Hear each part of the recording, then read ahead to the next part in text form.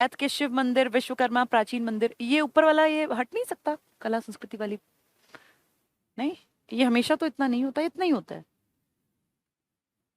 अच्छा चलिए, ये देखो, ये सारे मंदिर मैंने मैंने आपको पढ़ा दिए हैं। अब ये आप लोगों की खुद की जिम्मेदारी है कि इन मंदिरों को आप खुद भी पढ़ो। मंदिर यहाँ खत्म हुए थे कि 250 साल पहले उदय सिंह नाम के राजा की पत्नी ने से 11 रुद्री शिव मंदिर को दोबारा बनवाया।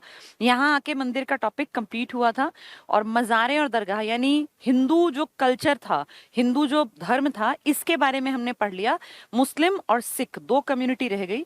सिखों के गुरुद्वारे इंपॉर्टेंट हैं, और जो अपने ये हैं मुस्लिम जो लोग हैं, इनकी मज़ारें, दरगाह और इनके जो फेमस इस तरह के ना मस्जिद वगैरह, वो यानी दो धर्म के स्थल रह गए, एक धर्म हमने कंप्लीट कर लिया।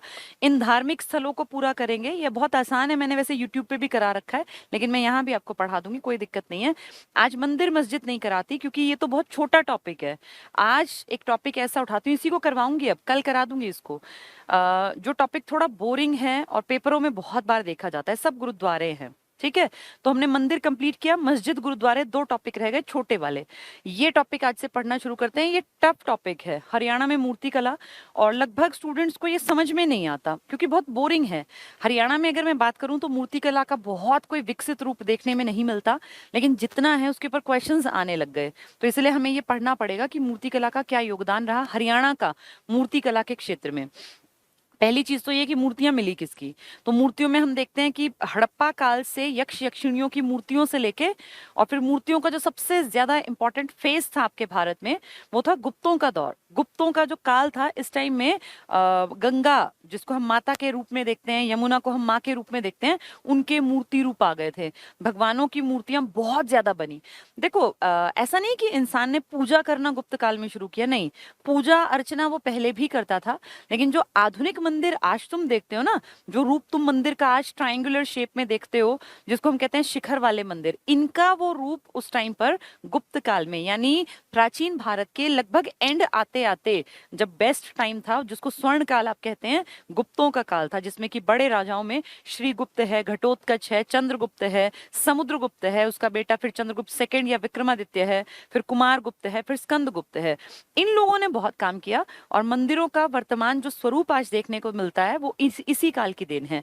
बहुत ज्यादा मूर्तियों का निर्माण गुप्त काल में हुआ। आपके यहाँ भी गुप्तों का प्रभाव रहा। आपने हिस्ट्री ऑफ हरियाणा में देखा था कि कैसे गुप्तों का प्रभाव हम तक था, कैसे अशोक का प्रभाव, मौर्यों का प्रभाव हम तक था। फिर हमने देखा था यौधेयों का हमारे यहाँ बोलबाला रहा, कुणिंद का, और थे ना छोटे टाइप में हर्षवर्धन भी थे, कुषाणों का भी यहाँ वर्चस्व रहा था। तो उसी काल को हम धीरे धीरे पढ़ते हुए क्योंकि आए हैं, अब ये समझना आपको आसान दिखेगा। तो हरियाणा में मूर्ति कला है, चित्रकला है, संगीत कला है, ये टफ टॉपिक है। और क्योंकि इनको हमने कभी सुना नहीं है, सच पढ़ा नहीं, तो इसलिए पेपर में ये बहुत मुश्किल दिखते हैं आसान, अगर ढंग से समझ लिया जाए तो मुश्किल नहीं है। मैं एक बेसिक बात बता दूं, फिर पॉइंट्स पढ़ेंगे तो आसान दिखेगा। मूर्ति कला की जब बात करेंगे, मूर्ति कला में आपके यहाँ कोई बहुत भारी भरकम कामकाज नहीं हुआ। और आपके यहाँ मूर्ति कला की जब भी बात आए तो आप ये समझ लीजिए कि आपके यहाँ सीसवाल कालीन हमने एक सभ्यता पढ़ी थी, उस टाइम के थोड़े बहुत क्या मिले थे, याद होगा, मिट्टी के बर्तन, मृद भांड थे, जिन पे कोई इस तरह की कोई कलाकारी कर रखी थी, लाल गेरुए पत्थर का यूज करके कहीं काली रेखाएं खींच रखी थी। तो चित्रकारी और मूर्ति का कला का मिक्सचर देखने को आपके यहाँ मिला था।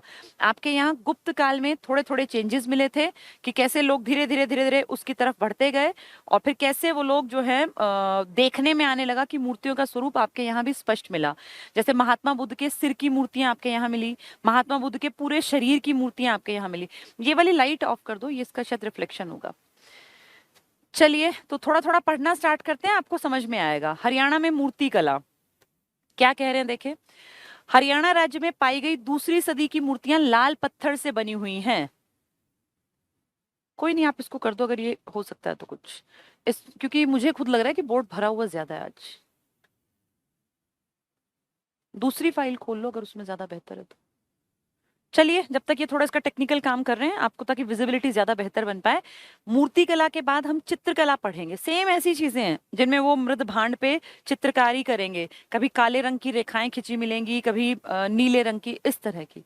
नहीं हो रहा तो कोई बात नहीं, हम इसको थोड़ा, हाँ कोई दिक्कत नहीं है, ठीक है, ये वही टॉपिक है। हाँ ये तो मैंने पढ़ा दिया ना।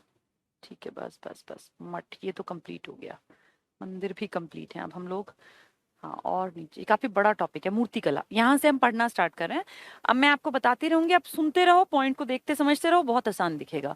तो कह रहे हैं हरियाणा राज्य में पाई गई दूसरी सदी की मूर्तियां लाल पत्थर से बनी हुई हैं, जो देखने में अधिक सुंदर नहीं है। क्योंकि हरियाणा में कला के नाम पे अगर बात करते हैं ना, तो चित्रकला या कोई इस तरह का मूर्तिकला का बहुत कोई अनोखा आपका पर्सनल, जिसको कहें कि हरियाणा का ही कल्चर था, ऐसा नहीं था। आपके यहाँ जो शैलियां देखने में मिली वो या तो मथुरा से प्रभावित थी या गांधार शैली से प्रभावित थी। तो हरियाणा का कोई बहुत बड़ा बोलबाला, देखिए हम खेती में नंबर वन थे, नो डाउट, हमारे यहाँ सेना बहुत बढ़िया थी, इसमें भी कोई दो राय नहीं है।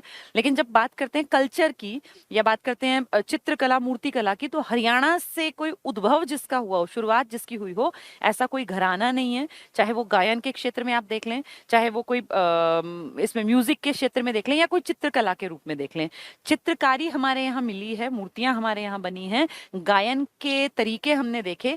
लेकिन आपके यहाँ के ओरिजिनल जिसको कहा जाए कि यहीं से उद्भव हुआ, ऐसा नहीं है। वैसे आपके यहाँ, आपको याद है हिस्ट्री में पढ़ा था, एक सारेगामा पाधानी लिखी हुई एक ईंट मिली थी। एक हमने देखा था सुध यमुना नगर में बैलगाड़ी पे संगीतकारों को ले जाती हुई एक इस तरह का एक टॉय फॉर्म में फॉर्मेशन मिली है। लेकिन ये सब ऐसा नहीं कि ओरिजिनलिटी आपके यहाँ थी, आपके यहाँ ये सब चीजें कम मिली हैं। और ये बेसिकली प्रभावित था या तो राजस्थान की तरफ के आर्ट से, वहाँ आर्ट का बहुत बड़ा एक क्षेत्र था ना, जिसमें कि फल फूल रही थी चित्रकला और मूर्तिकला वगैरह। तो या तो उनका प्रभाव था, या पंजाब साइड का, पाकिस्तान का प्रभाव था, गांधार का प्रभाव था, या मथुरा यूपी का प्रभाव था, या वृंदावन ब्रज वाला जो इलाका है ना, ये श्री कृष्ण भगवान का, इनका प्रभाव था। ओरिजिनली जिसको आप कहें हरियाणा का, तो वो देखने में नहीं आता। और ठीक है, जो चीज है उसको मानना भी चाहिए, हम बहुत आगे थे बहुत सारी चीजों में, लेकिन चित्रकला और मूर्तिकला के बहुत कोई ऐसे बहुत खूबसूरत साक्ष्य आपके यहाँ नहीं मिले। ठीक है, तो क्या कहते हैं, देखने में अधिक सुंदर नहीं है, लेकिन कुछ समय के बाद, कुछ समय अंतराल पश्चात यहाँ अच्छी मूर्तियां बनने लगी थी।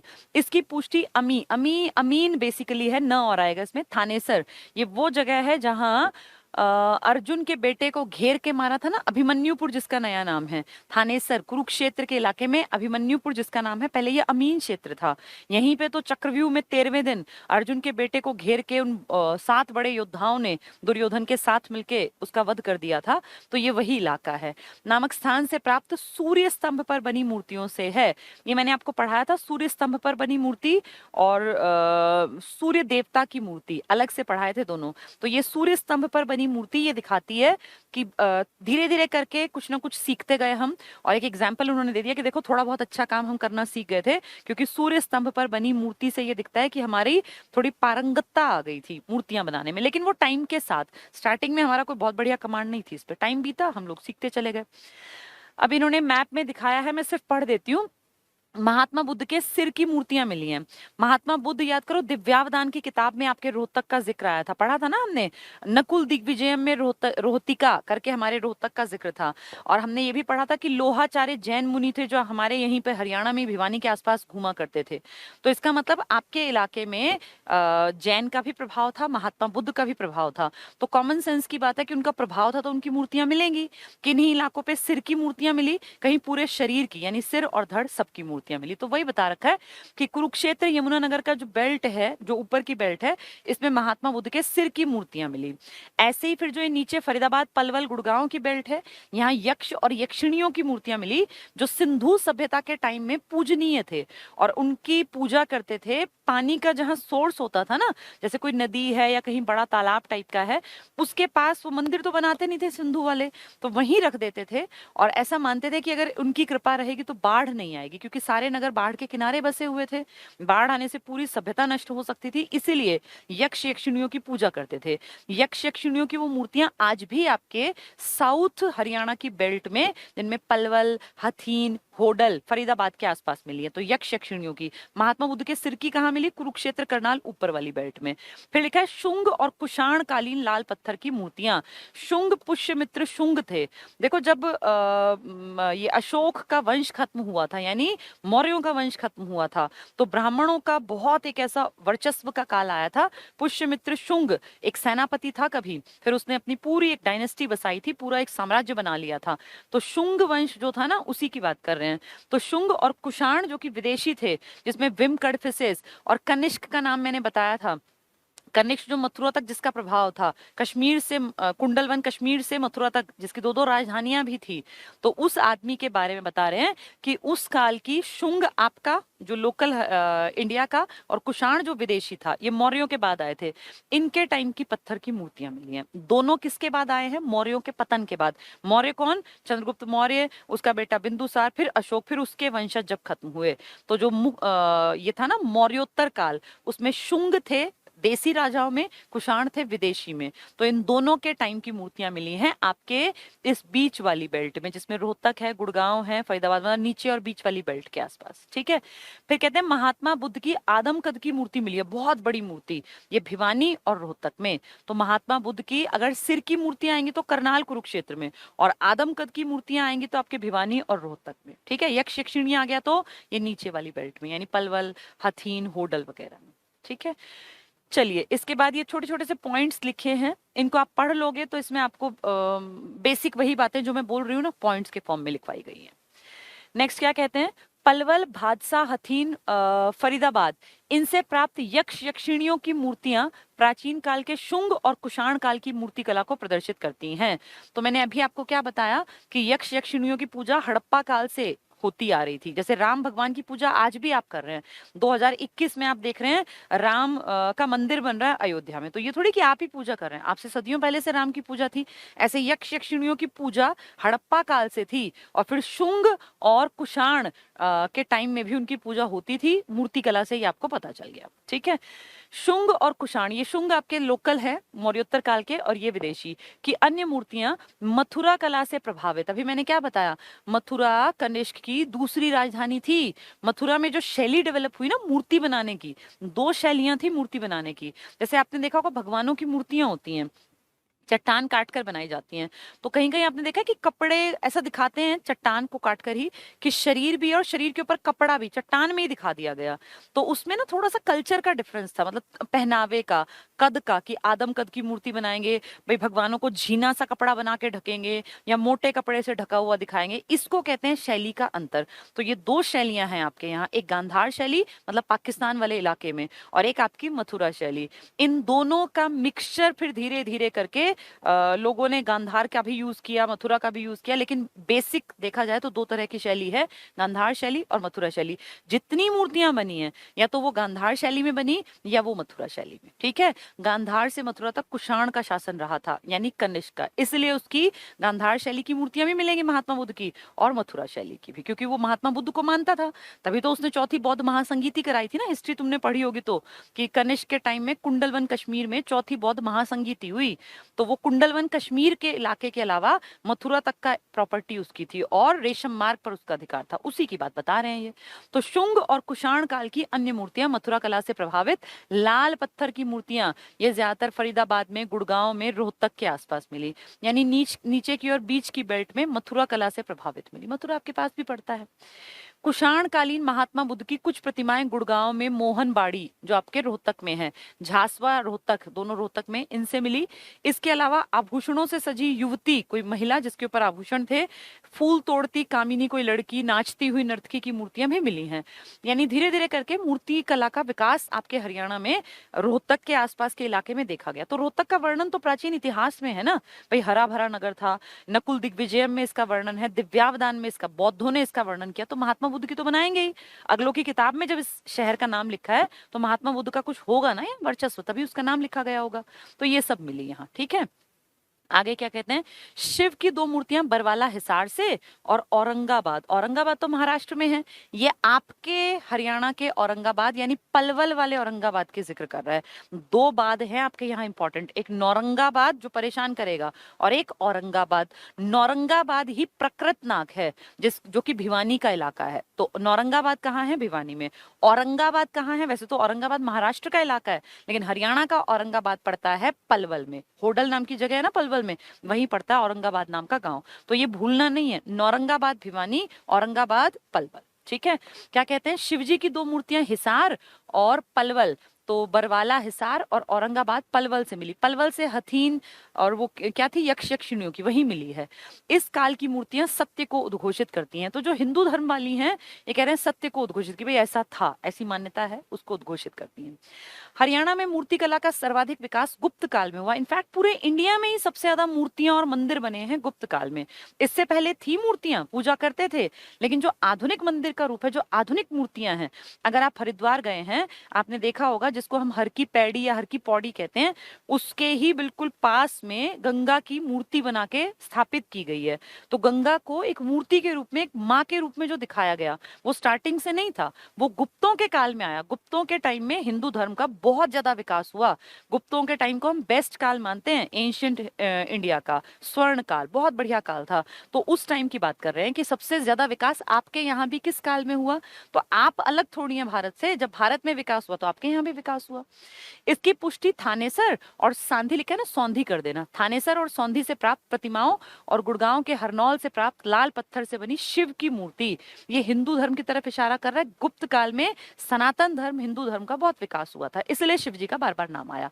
गुप्त काल की मूर्तियां आकर्षक और सुंदर होती थी। अभी पीछे क्या कह रहे थे, हरियाणा में जो मूर्तियां मिली वो ज्यादा सुंदर नहीं थी, पढ़ा था ना हमने, फिर धीरे धीरे बदली। लेकिन गुप्त काल क्योंकि स्वर्ण काल था, best architecture, scientist, mathematician, Varaha Mihir, Aryabhatta जैसे बड़े बड़े आदमी, शंकु जैसे आदमी, मतलब बहुत बड़े ज्योतिषाचार्य थे, इस तरह के लोगों का बहुत ज्यादा जमावड़ा था इस टाइम पर।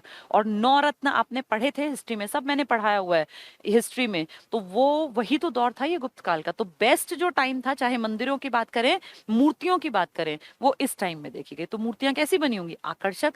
एक काम को आप बार बार बार बार करेंगे तो आप उसमें स्किल्ड हो जाएंगे। अब मूर्तियां लगातार बनती गई बनती गई बनती गई, फाइनली आकर्षक बननी स्टार्ट हो गई। नहीं तो स्टार्टिंग में देखो मूर्तियां आकर्षक नहीं थी, पहली लाइन में लिखा था। अब कह रहे हैं कि गुप्त काल की मूर्तियां आकर्षक और सुंदर होती थी। ठीक है, तो मूर्तियां कौन कौन सी इंपॉर्टेंट हैं, एक तुम्हें याद है शेष शैया पर लेटे विष्णु की मूर्ति थी, एक सिर्फ विष्णु भगवान की मूर्ति थी, फिर शिव जी की मूर्तियां थी, फिर सूर्य देवता की मूर्तियां, 7-8 मूर्तियां हैं जो हमें याद करनी है।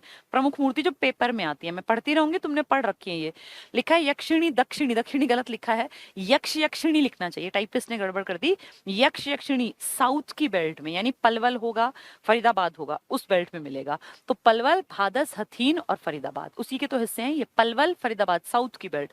महात्मा बुद्ध की मूर्ति, अब महात्मा बुद्ध के सिर की मूर्ति कहें तो वो करनाल कुरुक्षेत्र था, पर पूरे महात्मा बुद्ध की मूर्ति वैसे तो कई जगह मिली, लेकिन फेमस है एक तो रोहतक वाली जो मेन था। तो ये ब्राह्मणवास है, थोड़ा लिखने में गलत हुआ ये ब्राह्मणवास है रोहतक में। और नौरंगाबाद भिवानी, अभी मैंने बताया ना, औरंगाबाद पलवल में है, नौरंगाबाद भिवानी में। तो महात्मा बुद्ध की मूर्तियां तो पूरे हरियाणा में मिली हैं, लेकिन मेन पूछ लें तो रोहतक भिवानी वाली ज्यादा इंपॉर्टेंट है। वैसे पूरे हरियाणा में कहीं ना कहीं मिली है इनकी मूर्तियां। ठीक है, सूर्य स्तंभ, अभी पढ़ के आए थे ना, ये सूर्य स्तंभ पर बनी मूर्ति, अमीन ना कर लेना इसको, अमीन जिसका अब नाम है अभिमन्युपुर। तो सूर्य स्तंभ पर बनी मूर्ति, ये बहुत इंपॉर्टेंट है। सूरज को स्तंभ की तरह यूज किया गया, पिलर की तरह, और उस पे मूर्ति बनी है। तो सूर्य स्तंभ पर बनी मूर्ति कहाँ मिली, अमीन, अमीन मतलब अभिमन्युपुर। कहाँ है ये, थानेसर के 6 किलोमीटर दूर पड़ता है। किसमें गिना जाएगा, कुरुक्षेत्र में, बहुत ज्यादा इंपॉर्टेंट है। शिवजी की मूर्ति अभी हम पढ़ ही रहे थे, हिसार बरवाला में शिवजी भगवान की, और औरंगाबाद मतलब पलवल। शिवजी का मतलब सनातन धर्म की तरफ इशारा कर रहे हैं, हिंदू धर्म की तरफ।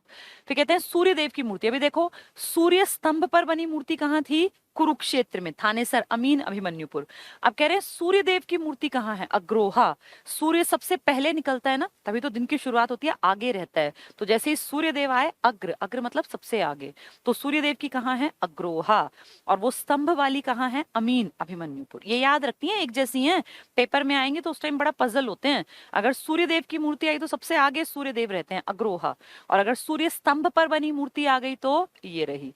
फिर किसका नाम आएगा, थानेसर का या कुरुक्षेत्र का या अभिमन्युपुर का या अमीन का, एक ही बात है चारों चीजों में।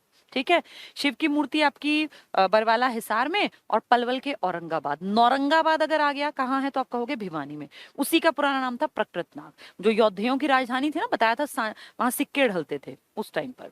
नेक्स्ट देखें, शेष शैया पर लेटे विष्णु की मूर्ति, ये 1000 बार हमने पढ़ लिया, ये कितनी बार पढ़ा था हिस्ट्री ऑफ हरियाणा में। शेष शैया पर लेटे विष्णु की मूर्ति मिली है आपके फाजिलपुर में, जिसको किताबों में फिजिलपुर लिखा हुआ है, सोनीपत का। सोनीपत में ही हर्ष की तांबे की मूर्ति सिक्के भी मिले थे, मुद्रा भी मिली थी। तो शेष शैया पर लेटे हुए विष्णु की मूर्ति फाजिलपुर सोनीपत में, बहुत इंपॉर्टेंट, पता नहीं कितनी बार HSSC ने पूछ लिया ये। भगवान विष्णु की मूर्ति मिली है आपकी रोहतक के मोहनबाड़ी में, तो भगवान विष्णु मोहनबाड़ी रोहतक। अभी शिव की मूर्ति आ गई, विष्णु की आ गई, शेष शैया पर लेटे विष्णु की आ गई, ये याद रखनी पड़ती है। सूर्य देव की आ गई, सूर्य स्तंभ पर बने मूर्ति की आ गई, तो ये सब अलग अलग है, ठीक है। विष्णु की मोहनबाड़ी। बलराम की मूर्ति, बलराम कौन? बलराम जिनकी शादी हुई थी श्री कृष्ण के बड़े भाई अपने जो रेवती थी ना, महाराजा रेवत सिंह जो राजा थे, उनकी बेटी थी, बेटी का नाम रेवती रखा, तो रेवावाड़ी नाम का शहर बसाया था जिसको आज आप रेवाड़ी कहते हैं। उस रेवती की शादी किससे हुई थी? श्री कृष्ण के बड़े भाई बलराम के साथ, जिनके नाम के मंदिर हैं 4 बलराम के, और उनमें से एक मंदिर आपके यहाँ है वंचारी में, बाकी सारे हैं मथुरा साइड में, ठीक है। तो बलराम की मूर्ति कहाँ है? रोहतक में। मोहनबाड़ी अभी आया था ना, ये भी रोहतक में, विष्णु की, तो विष्णु बलराम दोनों की रोहतक में, ठीक है। जैन मूर्तियां कहाँ हैं? हिसार के आसपास जैन वाले थे, लोहाचार्य भी यही रहे थे इसी के आसपास, तो ये हांसी यानी हिसार और रानिया यानी सिरसा। रानिया बहुत बार पूछते हैं, रतिया कहाँ है, रानिया कहाँ है, बहुत कॉमन आने वाले क्वेश्चंस हैं।